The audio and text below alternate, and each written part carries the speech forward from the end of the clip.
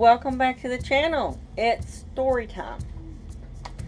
And since in the book club we're doing a book that features several of the Celtic pantheon, I thought I would find out some stories about some of these characters. So today I'm going to be learning about the Morrigan. Not necessarily the definitions and things, but an actual story that it involves the Morrigan. So I found this one on a channel called Pantheon Mythology, and so let's listen. This is a story about the Morrigan and a warrior. So let's get started. Now, if I may, I'd like to tell you one of the most famous tales from Celtic folklore that features our Morrigan.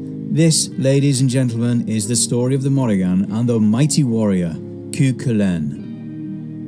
Legend has it that the first encounter between Cuchulainn and the Morrigan took place while the warrior was defending the province of Ulster from Queen Maeve and her army. As a lover of the strong fighter type, she becomes enamored with Cuchulainn and attempts to seduce him before. However, despite her unmatched beauty and the offer of 3 goddesses for the price of 1, Cuchulainn ultimately rejects her advances. Why, you ask? I wish I could tell you. I really do.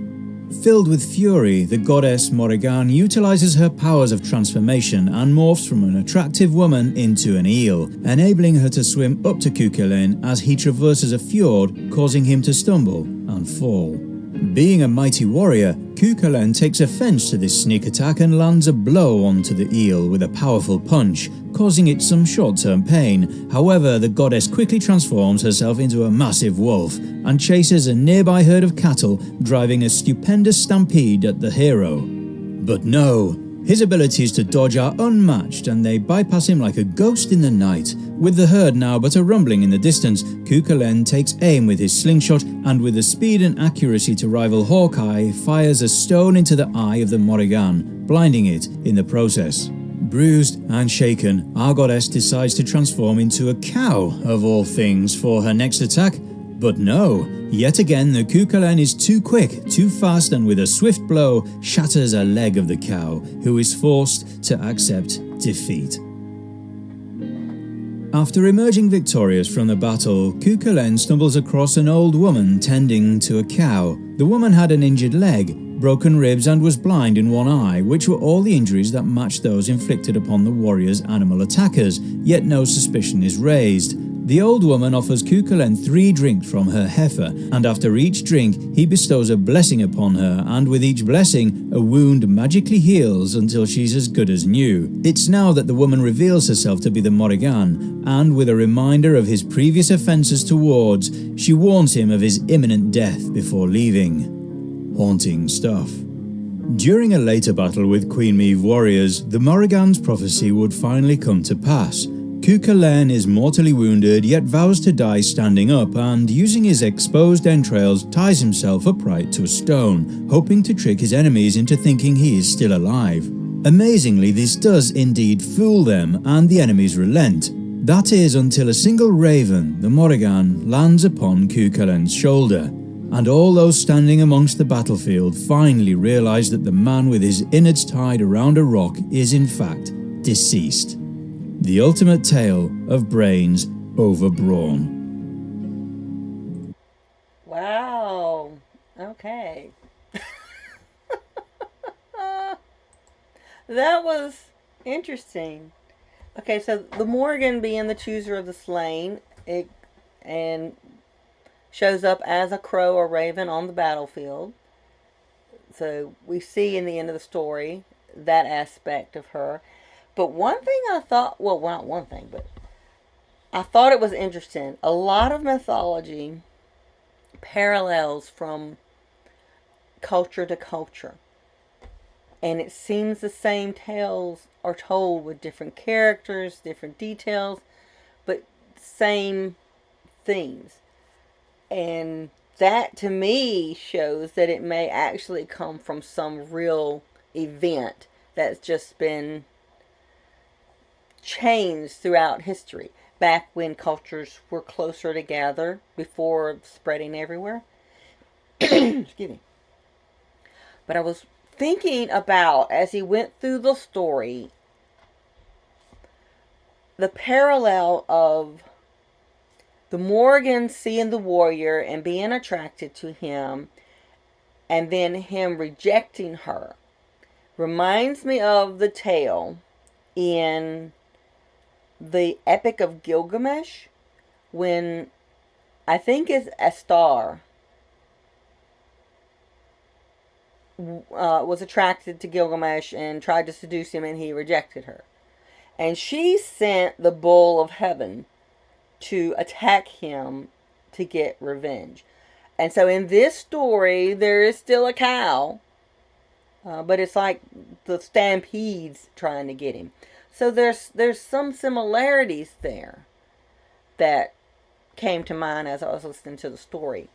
Now the eel, I don't know of any parallels to the eel. That's a weird story. There are a lot of eels in Loch Ness, from what I hear. And so maybe that has something to do with it. But I'd like to hear more stories about maybe Cuchulainn. I've heard the tale of his death before, but not a lot of details. I'd like to know more about these battles. That would be an interesting thing for story time too. So, let's see. I found another little clip, this one from Black Dragon Tavern, and talking a little bit more about the chooser of the slain, her role in that, and how it might pertain to other pantheons as well. So let's listen to this short little clip. Here now, moving on, these three goddesses weren't just in charge of fate and war and death, they were in charge of the entire process of death. And likewise, they were in charge of those who carried on death. So things like reapers, things like what might be referred to as angels, or more specifically, Valkyr or Valkyrie. So Valkyries were also the chooser of the slain, and like the Morrigan. I can't think right offhand any who would have served that purpose in the Greek pantheon, unless it was Hades. But I don't think so. I probably need to find out. Okay, here's a clip from Mythos the Historian with a little bit more information about her. Let's see what he has to say. There are many different interpretations of who and what the Morrigan is and can be.